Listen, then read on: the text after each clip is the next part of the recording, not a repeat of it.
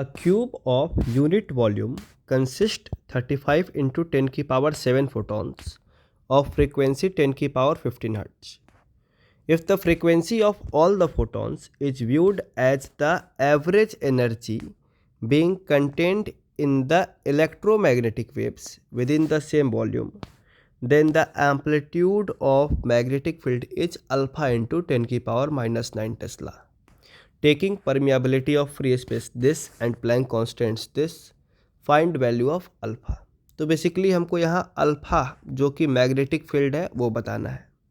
तो अपने पास पहले 35 इंटू 10 की पावर 7 फोटॉन्स है और हर फोटॉन की फ्रीक्वेंसी है 10 की पावर 15। तो पहले पता करते हैं इन सारे फोटॉन्स के पास मिला के कितनी एनर्जी है। तो हमें फोटॉन की एनर्जी का फॉर्मूला पता है एच न्यू और अपने पास नंबर ऑफ फोटॉन्स है एन।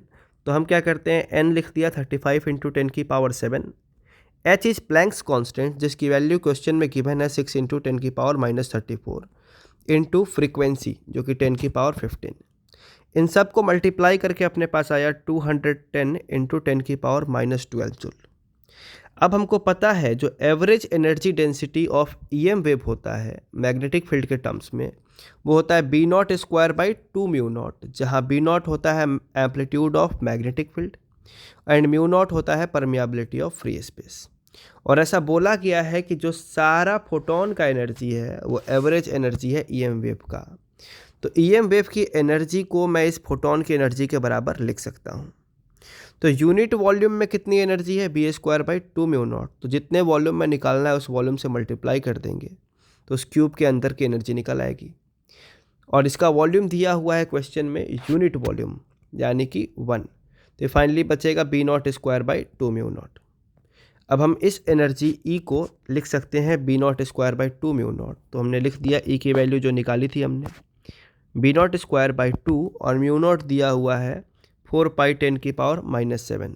तो हम यहाँ पे रख देंगे 4 पाई 10 की पावर माइनस 7 और इन तीनों टर्म्स को इधर भेज के बी नॉट को सॉल्व कर लेंगे। तो ये बच गया 210 10 की पावर माइनस 12 जो था, यहाँ से 2 इंटू 4 पाई की वैल्यू जो दी गई थी हमको 22/7, तो इसको रख दिया 22/7 इंटू 10 की पावर माइनस 7। अब ये 7 से कैंसिल हुआ, यहाँ 30 बच गया।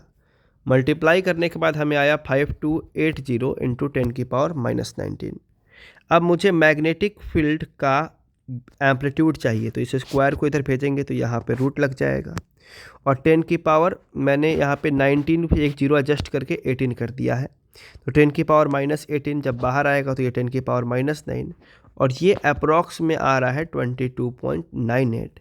This means alpha should be 22.98।